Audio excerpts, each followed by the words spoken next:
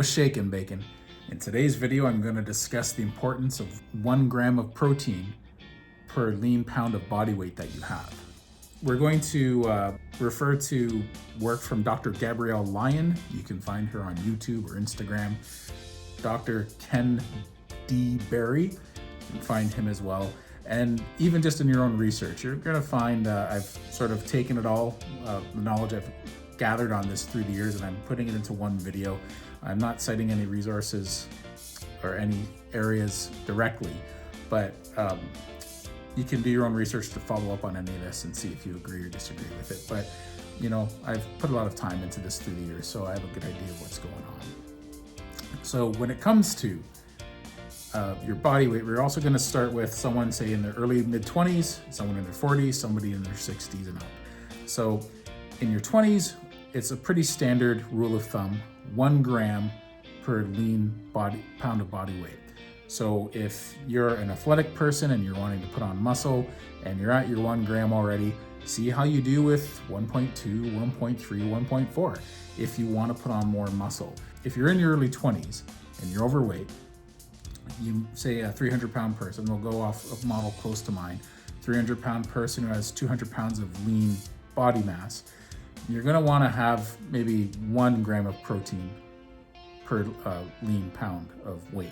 So that means 200 grams of protein. Now, if you want to still put on muscle, you can eat more than that, but it's going to make your weight loss slow down a little bit. So it's your call. Now, if you want to take into account the fact that you're young and you're going to absorb most of that protein, it's a good way to go. If you're vegetarian, you might need a little bit more because your body doesn't absorb as much of the protein as easily. So that's a standard when you're young to when you're old. If it's from a vegetable source, it's more difficult. You can do it. And if you can do it and you have a good time with it, great, run with it. But most people stick with animal protein for that reason. It's highly absorbable. Now, if you get to the point where you're in your 40s and you're trying to put on some muscle, maybe do what I'm doing and repair some metabolism damage, you want to get more than 1 gram of protein because the older we get, the less we absorb. So that 1 gram might work out to be, 0.8 of a gram. So you're selling yourself short. You're doing all the work and you're compromising on the rewards you're going to get because you don't have the proper fuel to fuel your body. So we don't want that. So we want to make sure the diet's spot on. So if you're that same person and you're in your 40s and you want to put on muscle, you can easily put on muscle if your diet is really good. And you want to maybe get 1.2, 1.3 grams of protein per pound of lean mass. So again, with this 200-pound person, if they want to put on muscle, even in their 40s, let's run with that. You're going to get good results. And you can always go higher, but you just want to see if you're going higher with your protein, 1.3, 1.4, 1.5 grams, you might want to just watch that you're not putting on too much weight around your tummy area, because that's not where most people want to put on weight, right? You want to put it on when you're lean mass. So it's something to always watch for throughout. It doesn't matter what your age is. And that's when you know you're going to be getting too much. If you go up from 1.2 to 1.4 and you notice you're getting a bit of a tummy, well, you know that you need to change your workout routine, or you need to maybe cut back a little bit on the protein. So let's go to somebody in their 60s. And this is what I deal with a lot with my practice. A lot of clients, mainly women in their early, mid 60s to 70s, their doctors give them medication because they have osteopenia or osteoporosis.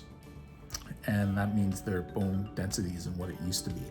And they always say, oh yeah, well, I'm walking, and when I ask them what exercise they're doing, and it just doesn't cut it. That's not the type of exercise that builds muscle. And the doctors give them some, usually calcium supplement of some kind to help them put on some bone mass. And if you're not doing the proper exercise, you're not going to put on the muscle. So we want to watch that we're always getting our protein to give our body the fuel it needs, and to make sure that we're making it as easy as possible to put on muscle. So we want to be careful that we're not underdoing it or overdoing it. Once again, if you overdo it, you're going to just put on fat. there's a better chance anyway you'll put on fat. So carbs are normally what puts on fat, but you can still eat too much red meat and put on too much bad weight, but you'll put on a lot of muscle with that weight. So you get somebody in their 60s and they're like, yeah, I want to turn this around. I want to get this under control so that when I'm 80, I'm not going to be worried about breaking my wrist when I pick something up out of the fridge because my bones are so brittle. So that involves weight-bearing exercises and making sure that the fuel source is closer to at least 1.5 grams of protein, I would recommend in that situation if they were to listen to me, because 1.5 grams of protein is there to compensate for the fact that they're not going to absorb nearly as much. So, you know, if they're let's say a 200-pound person and they're 60 years old, they're going to find getting 200 grams of protein kind of difficult, or even 300 grams of protein. Now, it's doable, it's just a little more difficult. So the quality of protein has to be a little more spot on. And keep in mind, not everyone is interested in eating meat at that age. It's a little tougher, but if they do that, they're going to find they have more energy and reacquire a taste for it. I've seen it happen lots of times when you go into the zero carb groups on Facebook. There's lots of people who have in their 60s and 70s started eating high amounts of protein again because they feel better. So we want to learn from those people, and we want to make sure that they're getting enough protein to put on muscle. There's some people, they just have active lifestyles, and even if you're not exercising at all and you're a 200-pound person and you're starting to do a zero carb diet or any way of eating, if you want to add protein, to make sure you're getting at least that 200 grams or 250 grams of protein in a day, if you're an active person, you'll naturally lean out and you'll also put on muscle mass. A close friend of mine I'm going to have in an upcoming interview, he's maybe 170 pounds and he doesn't really exercise, and he leaned right out and he's got a great physique on him. He's got a muscular, lean physique. He's very vascular. His veins are popping through his shirts, you know, like he looks really athletic, but lean. He reminds me of an athletic 18-year-old or 20-year-old guy who hasn't filled out yet, and he's 48 in a couple weeks.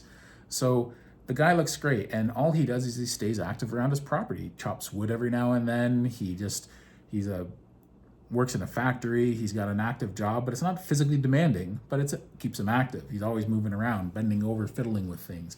Same with at home. He's always fiddling with something that he's got to repair or fix. So he doesn't lead a sedentary lifestyle. And just from cutting out carbs, his protein that he kept in his diet and actually raised in his diet made him look muscular. The guy has a six-pack and he's 48 years old. He hadn't had a six-pack since back in the day when he used to exercise a lot, doing a P90X, which is an exhausting program I don't recommend upon anyone except for my enemies, because yes, I would wish bad things on some of my enemies. I'm sorry if I'm an evil person for that. We want to make sure that if we're doing the work, the hard work of eating right, getting a moderate amount of exercise or a lot of exercise, that you're not compromising your results. And as soon as you start not getting enough protein, you're compromising your results. I babbled on in a video a few videos back about one of those walkways on an airport, and I'm gonna make this a little more concise. When you're walking at the same speed as somebody else, but you're on that walkway, you're just passing them. You're gonna blow by them, right? And that's a good thing. And that's someone with a proper diet and proper exercise regime. That's someone who looks like they exercise. And you can tell by looking at them, even if they have a t-shirt or a sweater on, you can look at that person and go, damn, they work out. So we wanna be that person where you're not just walking, but you're on this treadmill sort of landing that is advantageous for you. And you're moving forward and you're moving faster than everybody else. And that's proper diet, proper amount of exercise. Now, if you don't have the proper amount of protein in your diet, you're doing all that walking and it's like other people at the gym are passing you. And it's like, why is it they come here every day and spend an hour at the gym like I do, but they look so much different than me? They look like they exercise. I don't. They put a t-shirt on me and I don't look any different. Why is that? Not getting enough protein, or you're overdoing it with your exercising. But often it's a combination of both, surprisingly, but the diet is a big part of that, because even if you're overdoing it with your exercise, you can still compensate by getting more protein. So we want to make sure that the protein, the food, the fuel is there. So we want to make sure that we are not working against that treadmill. If we don't have enough protein, we're working against that treadmill, and those other people that are walking at the same pace as us are blown by us when they're just walking on the regular ground and the floor. And it's like our treadmill's going backwards. We're doing all the same work they are, but it looks like they're reaping the rewards because their diet's spot on. So we want to make sure that treadmill is working for us. We want to make sure we have enough protein. If you're in your early 20s, 1 gram per pound of body weight's good. If you're in your 40s, up it. If you're in your 50s, 60s, and 70s, up it to a good 1.5 lean grams of protein. So it's very much age dependent, gender dependent, and activity dependent. If you're exercising with weight-bearing exercises especially, add more to that. And it's gonna be tough to do, but the more you fill yourself up with the good stuff, the less you're gonna wanna fill yourself up with the bad stuff anyway. If you're full on protein all day long, it's not gonna make you groggy and tired. You're gonna have a stable blood sugar doing that, and it's gonna feel really nice when you do that. I had a client that came into my office just last week. He's been a client of mine for a couple years now.